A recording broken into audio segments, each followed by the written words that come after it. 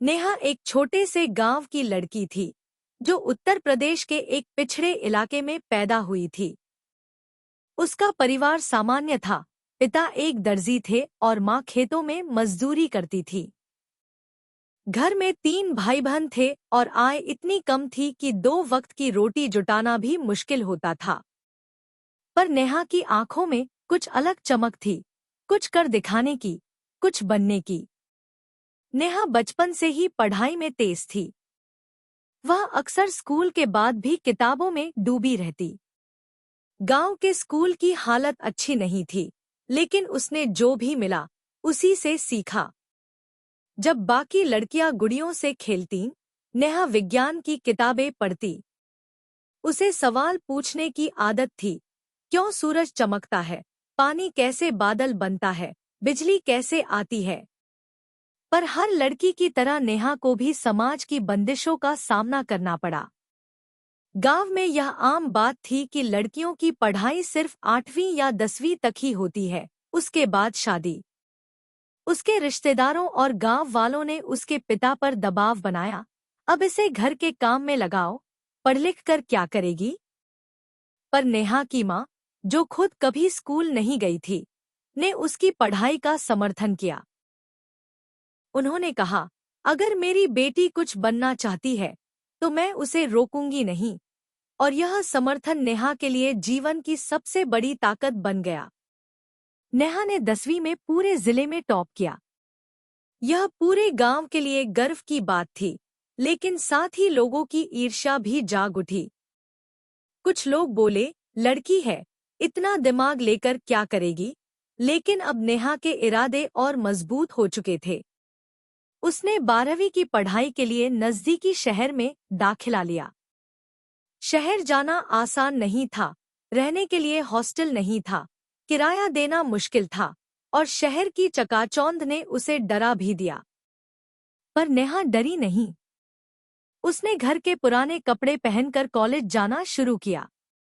वह दिन में कॉलेज जाती और शाम को बच्चों को ट्यूशन पढ़ाकर पैसे कमाती। उसने खुद को साबित किया। विज्ञान में उसका रुझान और मेहनत देखकर उसके एक प्रोफेसर ने उसे रिसर्च प्रोजेक्ट में शामिल कर लिया। वहीं से उसका सपना आकार लेने लगा। वह वैज्ञानिक बनना चाहती थी। नेहा को स्नातक की पढ़ाई के बाद Indian institute of science (IISc) में रिसर्च के लिए दाखिला मिला। उसके लिए यह एक सपना था, लेकिन वहां पहुंचने के बाद उसे पता चला कि यहाँ की दुनिया बिल्कुल अलग है। अंग्रेजी बोलने वाले सहपाठी, हाईटेक लैब्स, महंगी किताबें, सब कुछ नया था। शुरू में उसे लगता था कि वह इस माहौल में फिट नहीं हो पाएगी, लेकिन उसने हार नहीं मानी। उसने खुद को बदला, अंग्रेजी सीखी, तकनीकी विषयों में पकड़ मजबूत की, और हर असाइनमेंट को अपनी पूरी ताकत से किया।